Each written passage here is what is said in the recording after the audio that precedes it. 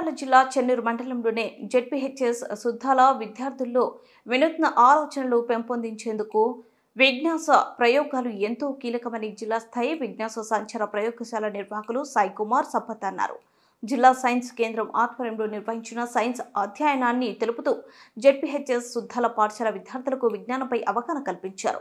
మానవ శరీరంలోని అంతర్గత అవయవాలపై నైపుణ్యంతో పనిచేసే పరికరాల ద్వారా ప్రయోగాలను ఎలా పెంపొందించుకోవాలో వివరించారు. కార్యక్రమంలో పాఠశాల ఇన్ఛార్జ్ ప్రధానోపాధ్యాయులు ముఖం తిరుపతి, ఉపాధ్యాయులు కొల్లూరి రవీందర్, మేకల రామస్వామి, భాగ్యరేఖ పాల్గొన్నారు.